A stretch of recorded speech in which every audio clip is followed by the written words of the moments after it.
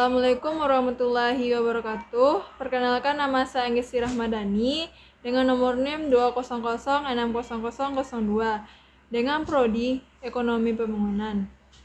Video kali ini saya buat untuk memenuhi tugas pengantar Ekonomi Pembangunan yang dibimbing oleh Bapak Dr. Alphonse Satrianto, SE.ME.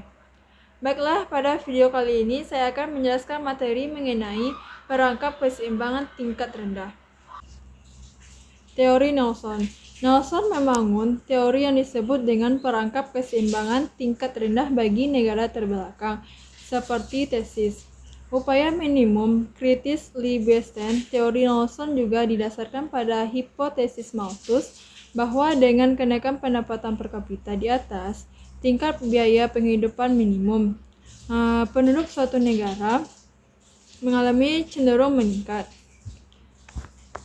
Menurut Nelson, penyakit ekonomi negara terbelakang dapat diagnosa sebagai tingkat keseimbangan stabil pendapatan per kapita pada atau dekat dengan kebutuhan biaya hidup pada tingkat keseimbangan stabil.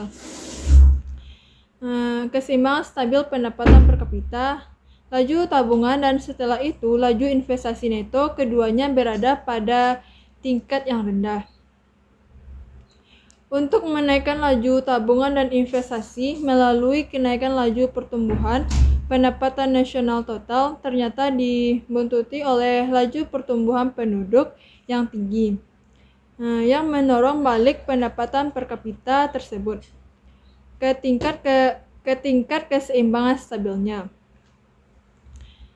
Jadi ekonomi terbelakang terjerat dalam perangkap keseimbangan tingkat rendah. Nelson menyebutkan 4 kondisi teknologis dan sosialis yang mendatangkan perangkap tersebut, yaitu yang pertama, korelasi tinggi antara tingkat pendapatan per kapita dan laju pertumbuhan penduduk. Yang kedua, kecenderungan yang rendah untuk menggunakan pendapatan per kapita tambahan guna meningkatkan investasi per kapita. Yang ketiga, kekurangan lahan-lahan yang baik untuk ditanami. Yang keempat, metode produksi yang tidak efisien. Dia juga menunjuk pada 2 faktor lainnya, yaitu kelambanan budaya dan kelambanan ekonomi. Kelambanan budaya menyebabkan kelambanan ekonomi dan begitu sebaliknya. Nelson memakai 3 macam hubungan untuk menggambarkan perangkap ekonomi guna tingkat pendapatan rendah tersebut. Yang pertama, pendapatan adalah fungsi dan persediaan modal, tingkat teknologi, dan besarnya penduduk. Yang kedua, investasi neto terdiri dari modal yang terdapat dari tabungan dalam bentuk tambahan pada persediaan alat dan perlengkapan sektor industri plus tambahan lahan baru pada luas lahan yang sedang diolah. Yang ketiga, dengan pendapatan per kapita rendah, perubahan jangka pendek laju pertumbuhan penduduk merupakan akibat dari perubahan tingkat kematian, dan perubahan tingkat kematian itu merupakan akibat dari perubahan tingkat pendapatan per kapita. Berdasarkan hubungan ini, tesis Nelson dijelaskan pada gambar berikut. Pada panel A, Y per P berhubungan dengan tingkat pendapatan per kapita yang diukur pada garis horizontal, dan DP per P adalah persentase laju pertumbuhan penduduk yang diukur pada garis vertikal.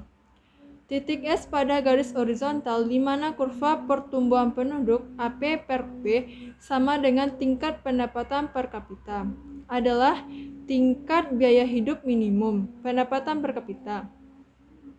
Pada tingkat ini, penduduk tidak berubah, tetapi ke sebelah kiri S penduduk menurun. Jika bergerak ke atas S, sepanjang kurva pertumbuhan penduduk dengan kenaikan batas fisik atas U, bersama dengan kenaikan pada pendapatan per kapita di atas tingkat biaya hidup minimum. Untuk beberapa waktu, penduduk akan tumbuh pada tingkat ini bersama dengan kenaikan dan pada pendapatan per kapita, dan setelah itu mulai menurun dari titik M. Selanjutnya pada panel B. DK per P adalah laju investasi per kapita yang berasal dari tabungan, yaitu yang ukur pada garis vertikal. Kurva DK per P adalah kurva pertumbuhan investasi yang menghubungkan tingkat investasi per kapita dengan berbagai tingkat pendapatan per kapita. Kurva memotong garis horizontal pada titik X yang merupakan tingkat tabungan nihil. Ke kiri dari ini adalah investasi negatif. Pada sisi lain, jika kita bergerak ke atas titik X sepanjang K, pertumbuhan investasi laju investasi per kapita akan naik, bahkan melebihi batas fisik atas dan pertumbuhan penduduk sebagaimana ditunjukkan oleh titik U pada panel A. Selanjutnya pada panel C. Seperti biasa, garis horizontal menggambarkan tingkat pendapatan per kapita pada garis vertikal. Diukur laju pertumbuhan penduduk dan laju pertumbuhan pendapatan dan total. DY adalah kurva pertumbuhan penduduk. Dan DP per P adalah kurva pertumbuhan penduduk di berbagai tingkat pendapatan per kapita. Titik S digambarkan sedemikian rupa sehingga sama dengan tabungan pendapatan nihil X dan tingkat biaya hidup minimum dan pendapatan per kapita S pangkat 1 sehingga S sama dengan X sama dengan S pangkat 1. S adalah titik perangkap keseimbangan semula tingkat titik pertumbuhan nihil di mana laju pertumbuhan pendapatan DY per Y sama dengan laju pertumbuhan penduduk DP per P pada garis horizontal. Karena setiap kenaikan pendapatan per kapita yang melebihi S menyebabkan laju pertumbuhan penduduk menjadi lebih tinggi ketimbang laju pertumbuhan pendapatan. Sehingga ekonomi terdorong balik ke S titik keseimbangan stabil. Jadi, ekonomi terjerit dalam perangkap keseimbangan tingkat rendah. Akan menjadi semakin kuat jika laju pertumbuhan penduduk semakin cepat mengikuti kenaikan. Pada pendapatan per kapita dan laju pertumbuhan penduduk, total berjalan semakin lambat mengikuti kenaikan investasi. Untuk keluar dari perangkap ini, ekonomi tersebut memerlukan suatu kompatan terputus melampaui tingkat pendapatan per kapita Y per P supaya dapat mencapai titik keseimbangan. Tidak stabil baru yaitu L melewati titik ini, pendapatan berkembang pada laju yang lebih tinggi daripada laju pertumbuhan penduduk yang stabil.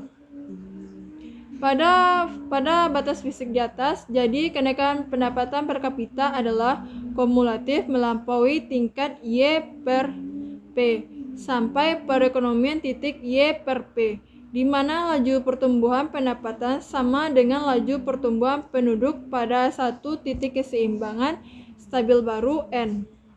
Jika juga melampaui titik N, diperlukan tindakan pemerintah berikutnya untuk menaikkan laju pertumbuhan pendapatan di atas laju pertumbuhan penduduk.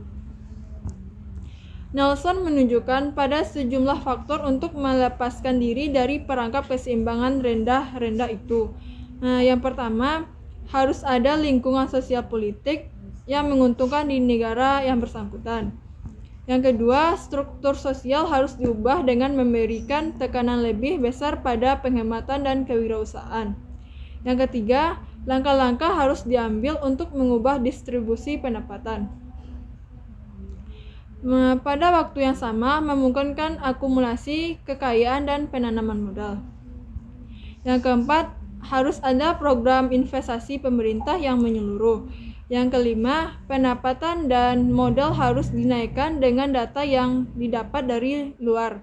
Yang keenam, teknologi produksi harus lebih baik, harus dipakai untuk memanfaatkan secara penuh sumber-sumber yang ada sehingga pendapatan naik dari input tertentu. Hanya itu hasil presentasi saya. Assalamualaikum warahmatullahi wabarakatuh.